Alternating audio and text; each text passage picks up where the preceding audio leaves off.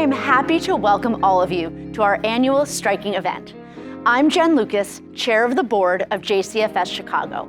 What a year it has been. We have seen our neighbors, our communities, our country, and the world all struggle with the effects of a global pandemic. It is a blessing that JCFS has been able to continue our work throughout this time and support those in need around us. With vaccinations now widely available, we are finally emerging from the pandemic and turning a corner. And that is why tonight's theme is about hope. We have put together a special evening of music and entertainment to celebrate hope, to celebrate our community, and to celebrate the adversity we've overcome together. And we'll be recognizing two incredible people in our community, Marshall J. Hartman and H. Deborah Levin. Let's get right to it. We've put together a musical montage with a song by Todd Kessler, a Chicago area musician and Jewish song leader who was a contestant on season 3 of NBC's hit show The Voice. Let's watch. Hey everyone, my name's Todd Kessler, and I'm so honored to have been asked by JCFS to sing this song for you. As we're starting to see the light at the end of the tunnel that has been this last year and the COVID crisis, I want to say a special thank you to JCFS for all you do for the entire Chicago community. As George Harrison says in Here Comes the Sun, it's been a long, cold, lonely winter, but sun, sun, sun, here it comes. Here comes the sun, doo-doo-doo-doo. Here comes the sun, and I say it's alright. Little darling, it's been a long, cold, lonely winter. Little darling, it feels like years since it's been clear. Here comes the sun, doo-doo-doo-doo. Here comes the sun, and I say it's alright.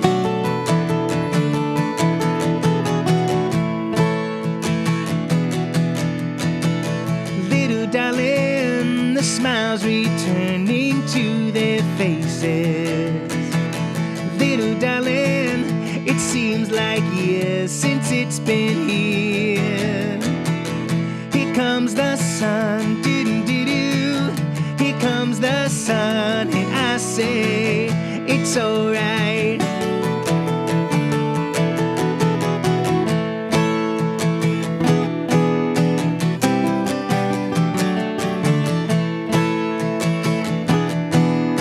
Sun, sun, sun, here it comes. Sun, sun, sun, here it comes.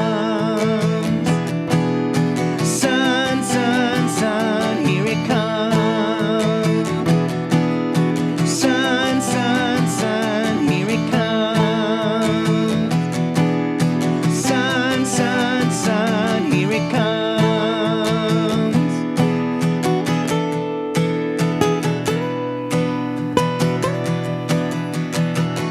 Little darling, I feel that ice is slowly melting.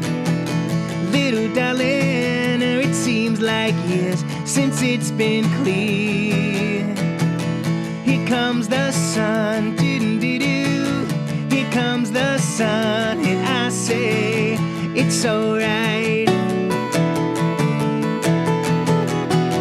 Here comes the sun, doo-doo-doo-doo. Here comes the sun, and I say it's alright. It's alright.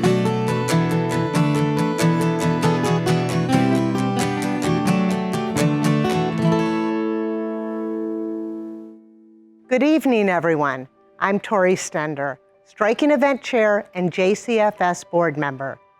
Thank you for joining us for this special evening. I want to thank both our honorary and event committees who have worked hard to make this evening a success.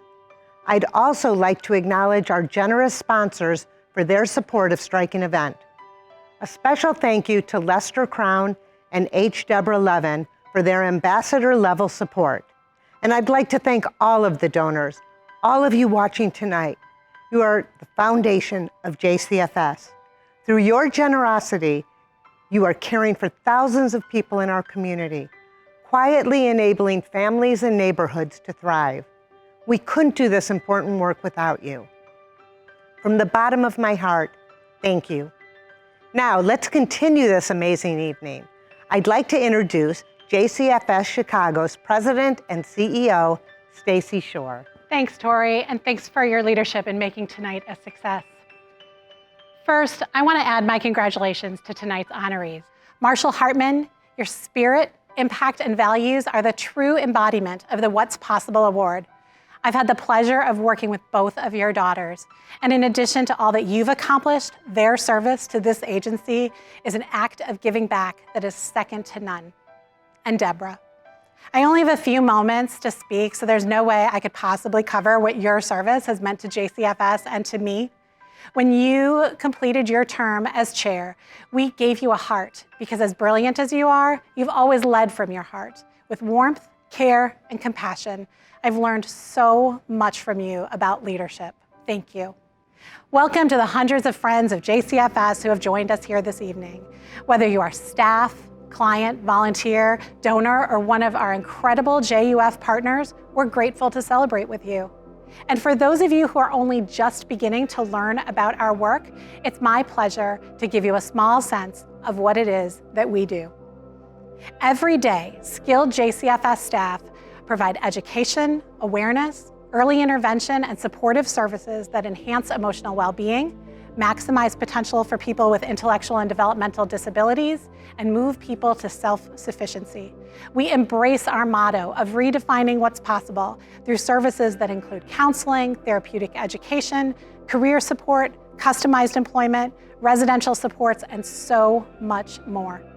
Driven by our Jewish values, we make life better for thousands throughout Chicagoland, embracing all of its diversity.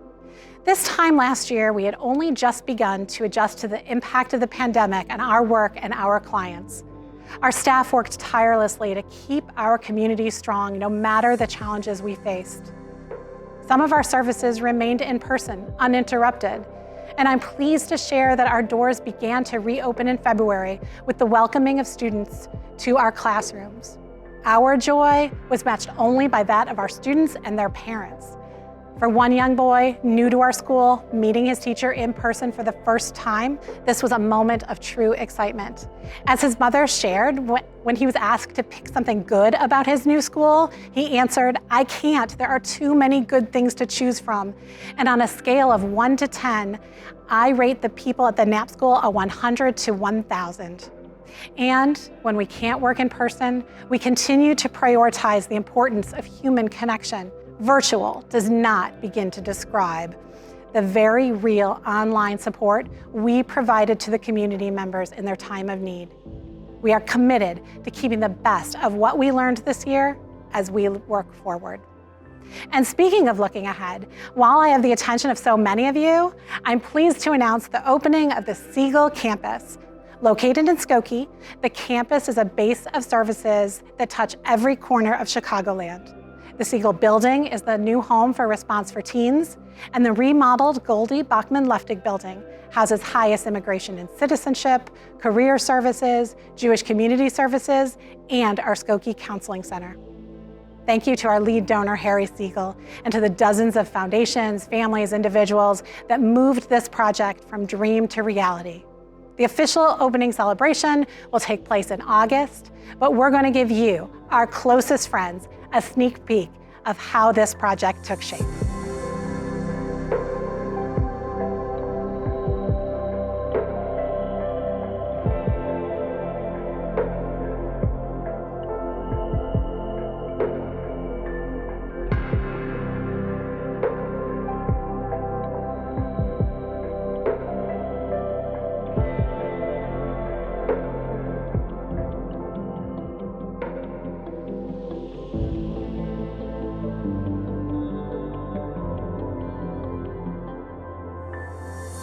I hope you can see why we're excited to welcome staff and clients to this new campus.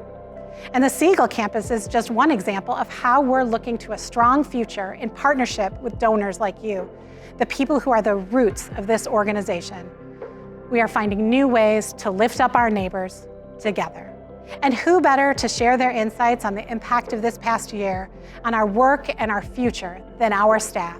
So please join me in learning more during this next video.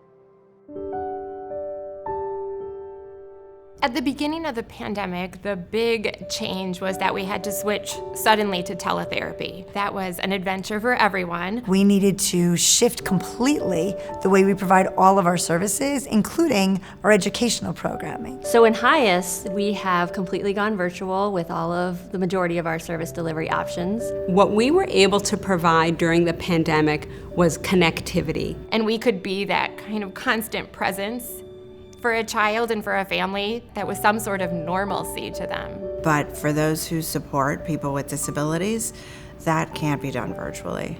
It's done in person. So there are several programs that just stayed in place right from the beginning.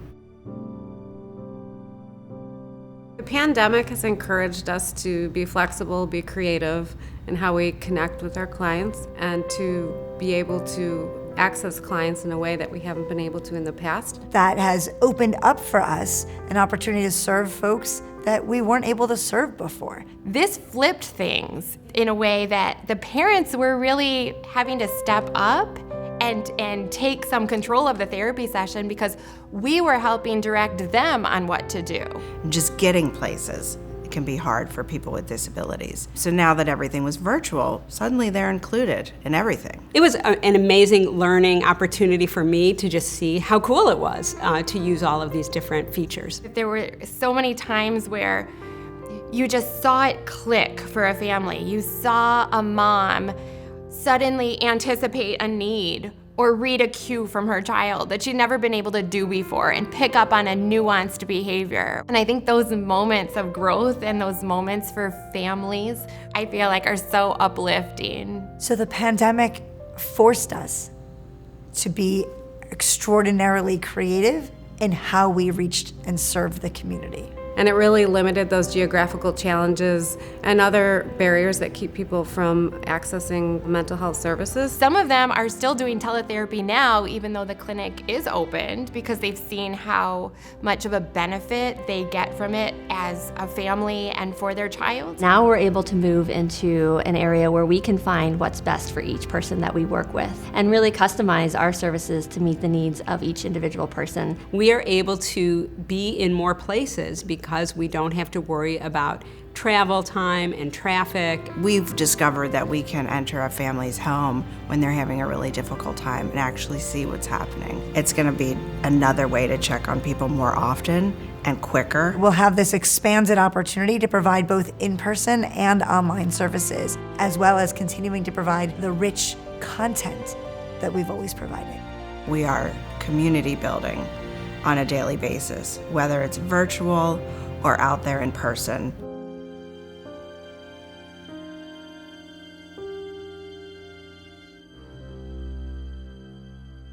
As you just saw, JCFS's family of services provides such critical support in our community. Chances are your coworker, friend, neighbor, or someone in your family has benefited from JCFS's expertise and specialized services. Your contribution helps JCFS continue to care for and heal those in need, helping people overcome whatever obstacle they're facing. So please, if you haven't yet donated or you want to donate again, you can click donate or buy raffle ticket right here on the site where you're viewing the event. If you have your viewing screen maximized, you will need to minimize it in order to see the donation options. We have amazing raffle prizes available. The first is our Explore Chicago package. If you're like me, you're starting to venture out a little more lately. This package has everything you need to fully enjoy our amazing city this summer. And our second prize is $5,000 cash, because who doesn't love cash, right? We're going to pause for a few seconds to give you a chance to buy raffle tickets and make donations. We'll be doing the raffle drawing tomorrow morning, and we will contact the winners directly.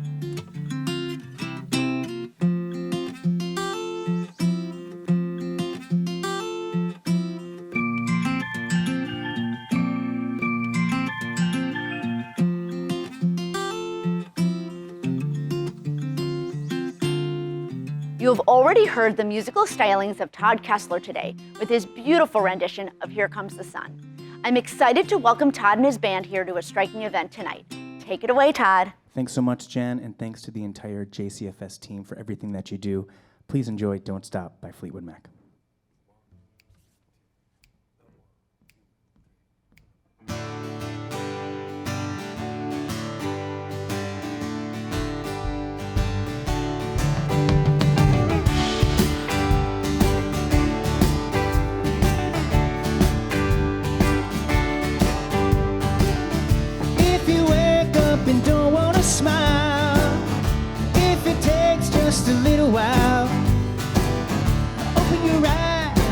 at the day, you'll see things in a different way.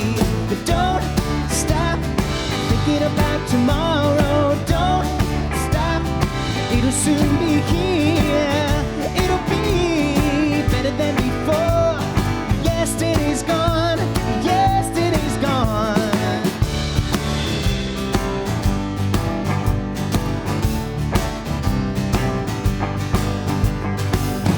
Why not think about times to come, and not about the things that you've done? If your life's been bad to you, just think what tomorrow will do. Don't stop thinking about tomorrow. Don't stop, it'll still be here. It'll be better than before. Yesterday's gone, yesterday's gone.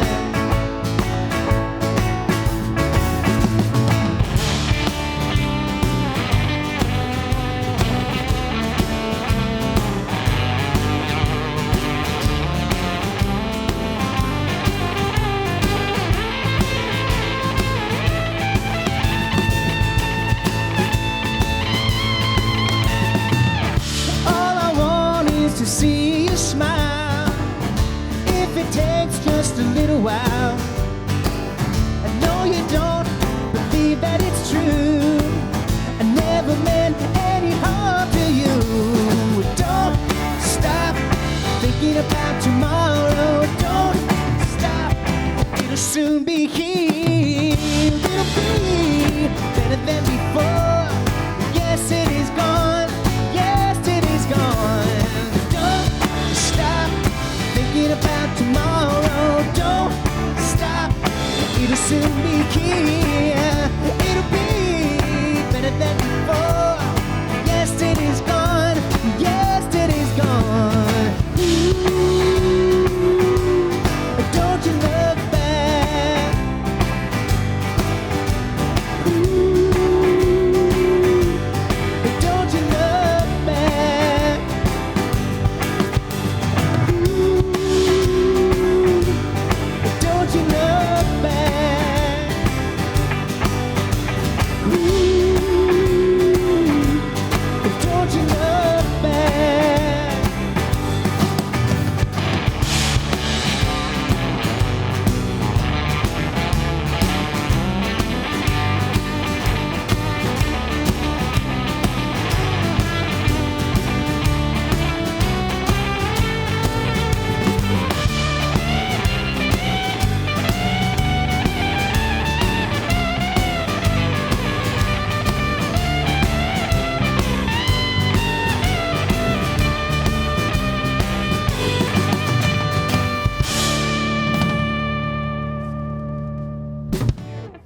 Thank you.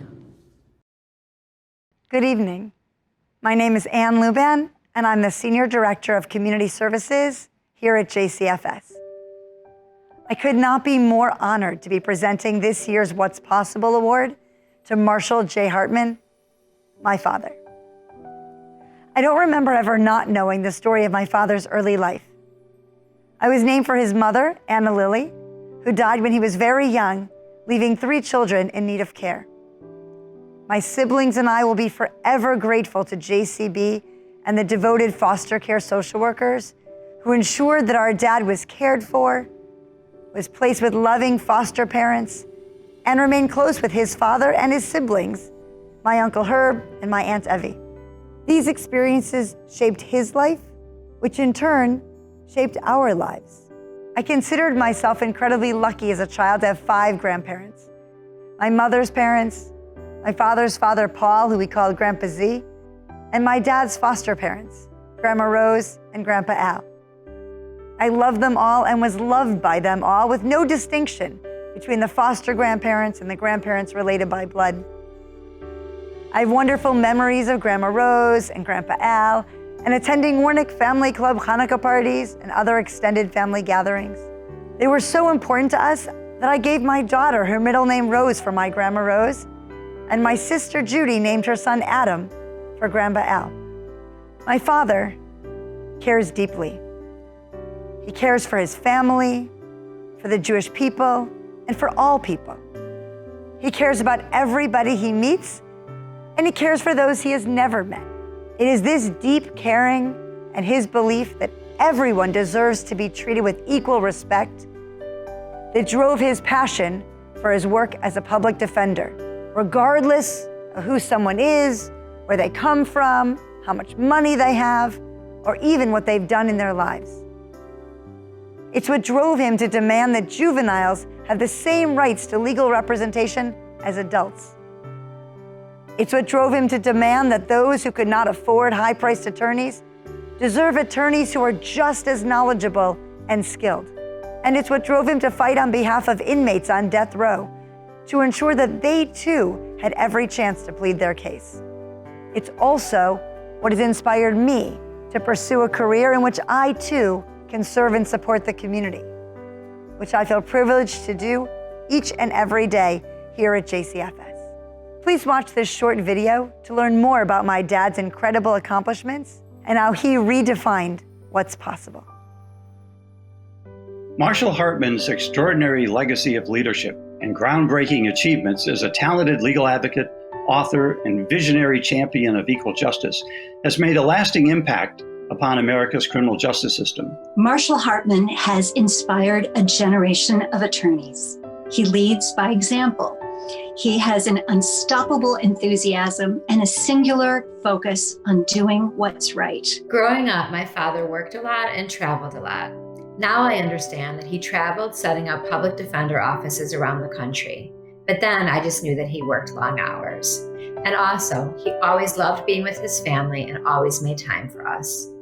He used to tell me that he felt stronger when we kids were around him. And now that I have my own family, I know exactly what he means. His exceptional career as an appellate advocate includes 3 victories in the United States Supreme Court, one of which saved the life of his client, and another, in re Galt, established the right to counsel for juveniles. I'm truly inspired by my dad's sense of justice, of his unwavering faith in the goodness of people, and by his love and commitment to his family. My dad and his siblings suffered a traumatic loss of their mother at a young age, and to this day, he can't think about that time in his life without choking back tears. And yet, through that experience, he learned about the importance of family and about loyalty and commitment. That made juvenile court very important to him and should be important to me and for everybody else in the office. And I think history will record Marshall's greatest role as the father of the public defender movement in America. As the National Director of Defender Services for NLADA in the 1970s, he was the first to empirically document the inadequacy of simply appointing random members of the bar to represent the indigent accused. And he was the first to draft national standards for organizing dedicated public defender offices. Marshall makes things happen. Not enough office staff? Call the senior center for people to answer the telephone or for someone to translate for our Spanish-speaking clients. Invite law school grads to work for free. I started that way. There are people at the public defender's office today who started that way with Marshall over 30 years ago. The impact he's had on this country in the criminal justice field is tremendous. It really is. You know, anybody that's in the field still knows the name Marshall Hartman. He has a heart as big as the world. Who doesn't want to follow someone like that? My father's a brilliant man, and he took all that he experienced and turned around and dedicated his life and his career to protecting the rights of people who had no voice in the legal system, always treating everyone, regardless of race or skin color or income, with the utmost dignity and respect. That is his legacy, and that is how he redefined what's possible. Marshall, congratulations on receiving the What's Possible Award. If anybody exemplifies what's possible, it's you. Congratulations, Dad. I love you. Dad, your favorite text, Pirkei Avot, the ethics of our Father, says in chapter 4, "Who is he that is honored? He who honors his fellow human beings." In your personal life and in your work, you've always honored your fellow human beings, and so tonight, we honor you. On behalf of JCFS, I present you with the What's Possible Award. Thank you. When I was 11, 3 life-changing events occurred in my life. The first was that my parents placed me and my brother into the Hebrew parochial school on the west side of Chicago, where I studied Talmud and Chumash. The second event was that my mother died when she was 35 years old and I was 10. And the third was that my brother Herb, my sister Evie, and I were placed at the Douglas Park Day and Night Nursery by JCB, Jewish Children's Bureau. These three events are linked in that Alec and Rose Wernick were on the board of directors of the Day and Night Nursery and were visiting there as I was teaching the children some prayers I had learned at the parochial school. At their request, I moved into their home as their foster child. The Wernicks were wonderful people, treating me as a natural son, as well as welcoming my father and my siblings. They sent me to the University of Chicago College and law school, 8 years at a Hebrew overnight camp, Sharon, and a Bachelor of Hebrew Letters through the College of Jewish Studies. Before my mother died, she asked me to take care of my younger siblings. And the Wernicks, Al and Rose, helped me see them and my father every week. They also helped care for my father, arranging for him to live at the Jewish Home for the Blind. And when I got married, they generously took my brother into their home. Jewish Children's Bureau provided social workers to counsel all of us to ensure that the foster homes in which we were placed and the schools that we attended contributed to our welfare and education. I was in my first job after law school, working as a juvenile probation officer in Cook County. And at that time, a juvenile named Galt, who lived in Arizona, was denied the right to a lawyer on the state's theory that he already had a probation officer. But as we all know, probation officers work for the judge and not for the child to whom they are assigned. I was asked to help with the amicus brief that we filed in the United States Supreme Court, guaranteeing the rights of juveniles to competent counsel. This was the beginning of my long career fighting for the right, guaranteed by the U.S. Constitution, for every criminal defendant to be represented by competent counsel. Later, I was appointed as National Director of Public Defender Services for the National Legal Aid and Defender Association. In that capacity, I was able to help establish public defender offices around the country. And I also did such things as testify before the U.S. Congress to argue that federal funds to set high standards and provide training for public defenders equal to that of prosecutors. Everyone deserves competent counsel, not only those who can afford to pay for it. I am blessed, by the way, to have shared my life for 60 years, Pat, and our 3 children and 7 grandchildren. Actually, caring for others has been central to my life, from my family, from Judaism. And that is how it is with JCFS, which is why it means so much to me. Be recognized by this incredible agency. Thank you very much for this honor. Wow, congratulations, Marshall. What an uplifting and powerful story. Don't forget, it is not too late to support JCFS with a donation or a raffle ticket purchase. Next up is our third musical performance, and I think this song will really resonate. It is my pleasure to introduce a group of young adults from Skokie: Roy Gantz, Abby Mayer, Jacqueline Bleeden, and Emma Shaimovich.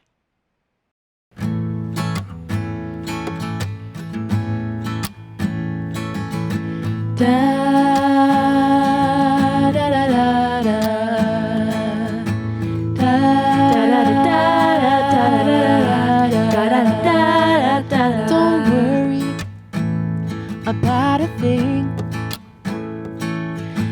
'cause every little thing is gonna be alright. Singing, don't worry about a thing, 'cause every little thing is gonna be alright. Rise up this morning, smile with the rising sun.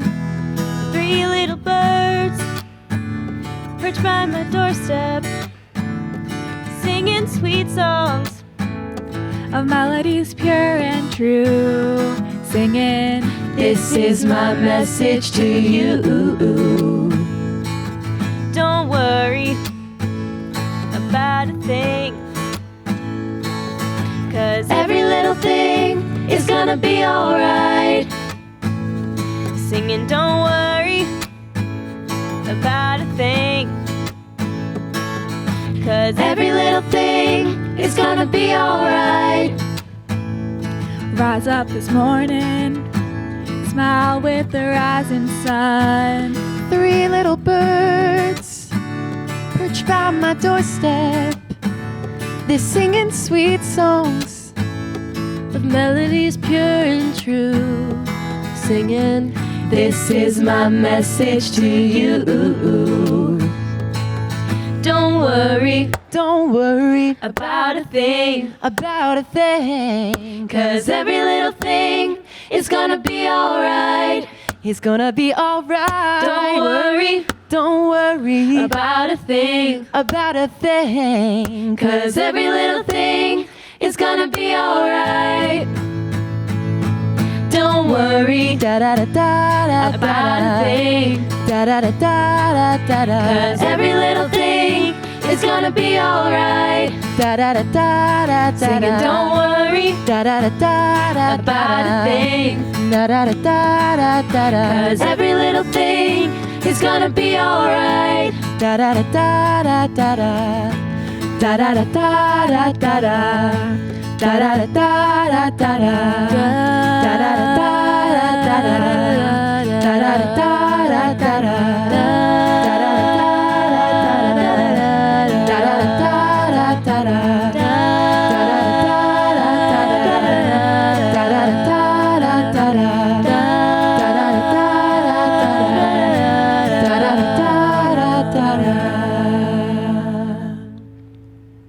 Hello, I'm Milton Zimmerman, and I'm a JCFS board member.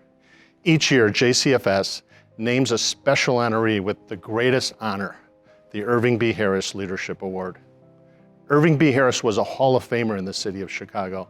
He was a great businessman and a philanthropist who cared deeply about the welfare of children and families. This year, I have the honor of presenting Deborah Levin with the Irving B. Harris Leadership Award for her commitment to excellence in serving our Chicagoland community.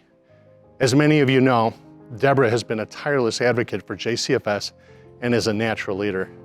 Deborah was board chair when I joined the JCF board, and right away I understood what it meant to lead and get things done. She was always on target. In her tenure as JCFS board chair, Deborah accomplished many things. To name just a few, she helped launch a strategic alliance with Jewish Vocational Services, or JVS, which would later merge with our agency. She also guided the organization as we joined with partners throughout the community to better address the needs of adults with disabilities through CILAs, Community Integrated Living Arrangements. And she created the spark that would eventually become the Abe and Ida Cooper Center in Rogers Park. Many of you know that Deborah has a passion for art. One thing that you may not know is that her collection, her personal collection, includes a life-size woolly mammoth on full display in her living room. In 2016, Deborah donated the artwork and the playground for JCFS's new Cooper Center. This donation was particularly meaningful because she understands how making an office beautiful is instrumental in creating a dignified and welcoming experience for our clients. She always, and I repeat always, has made sure that the clients come first at JCFS. Deborah, you have a wonderful heart, and we are so grateful for your service and your leadership in our community. Now join me in watching this short video. The first words that come to my mind when I think of Aunt Debbie are family and tradition. I would describe her as tenacious and passionate. I think of her competitive spirit and how successful she's been both as a leader in Chicago and the legal community. Smart, caring, and funny. Very fun. Kind and caring. Really great. I think about how Debbie is never afraid to bring up the tough questions. Tough on the outside, tender on the inside. Unlike her brisket. Debbie's long history of service with JCFS makes her a perfect recipient of the Irving B. Harris Leadership Award. Some of us seem destined for leadership. Others come upon it through circumstance or even serendipity. I think it's safe to say Deborah did not have aspirations of taking a board leadership position. But when she knew that the agency needed her, she stepped up. Not only did Deborah accept it, she excelled. The first thing that comes to mind when I think of my mom as a leader is someone who knows her strengths and knows her weaknesses. And where she has weaknesses, she immediately identifies others who can complement her. She is happy to let others' talents shine. Debbie was a principal counsel for our family as a tax and estate lawyer for many years. Debbie is as loyal as she is able, and it was our good fortune to have her on our team for so long. Deborah demonstrates a special depth of feeling and care for the people receiving services. It sounds simple, but it is anything but simple when you're actually looking at it through the lens of finances and governance and all those other things that the board chair has to carry. When she cares about something and she cares about it deeply, she will do everything in her power to make sure that that focal point succeeds. And I see this in particular with my children, her grandchildren. She brings the same intensity to her involvement in JCFS. And a lot of her own philanthropic support has been around building the agency's infrastructure, building its capacity so that it can be there to meet the needs of the community. She also appreciated that even though we were about delivering services, that it didn't need to look like a clinic in our offices. And she really tied a beautiful bow around the Cooper Center with her contributions of art to the project. Going into that, I would never have imagined it would have the impact that it did, but it really speaks to our staff and the clients that are served that we value them and we want the environment to demonstrate the respect that we have for them. We are so grateful to have you as a sister and a sister-in-law. Debbie, your mother is excelling. Congratulations. Congratulations. I'm very, very proud of you. Thank you for giving so many of us the opportunity to thank Debbie. She certainly deserves it. Wonderful to see your commitment over these long years recognized. We're incredibly proud and appreciative of the work you've done. We love you, and we look forward to celebrating with you. For me and everyone, thank you. Deborah, it is my honor to present you with the 2021 Irving B. Harris Award. Milt, thank you for those kind words, but I am not acknowledging that any of them are true. The Irving B. Harris Leadership Award. He was a friend of my mother's, Marion Levin Stone, and a visionary philanthropist. He employed his financial success to support organizations and causes he deemed worthy, most passionately giving support to meet the needs of vulnerable infants, young children, and their families with innovative programs to improve their lives. And that's just what JCFS does. Now that's leadership. My mother did not have the financial wherewithal to fund her passions, but she too was a leader. She, along with Joanne Alter, began WITS, working in the schools, which began as a one-on-one tutoring program at Byrd Academy. She organized other Gold Coast residents to go to the schools in Cabrini Green to read one-on-one with the students. Yellow school buses would come to the Gold Coast to pick up these old ladies and take them en masse to Cabrini. Now that was leadership. And I've had the pleasure of working with Lester Crown and members of his family for over 40 years. I could not have a better role model to learn about philanthropic leadership. So when Howard Citron asked me if I would be willing to serve as chairman of the board of directors of JCFS, I knew the right answer. And I responded, "No way, that's not me." So what am I doing here? I've had to figure that out in the last several months. Why do others view me as a leader? Could they all be wrong, or am I wrong? And I'm very rarely wrong. I have finally been able to figure out how these two opposing points of view can be melded together. I'm an instrument of leadership, not a leader myself. I help leaders be leaders. Now, throughout my chosen profession, estate planning and estate administration, which I have done for the last 16 months at my dining room table, I have had the honor of helping others meet their charitable goals and fulfill their charitable passions. When I agreed to chair the board of directors of JCFS, because who can say no to Howard, I extracted two promises from Howard.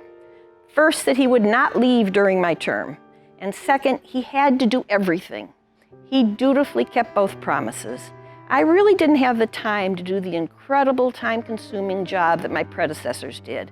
There was no way I could do that. But I refused to fail, and so I found my own approach to being board chair.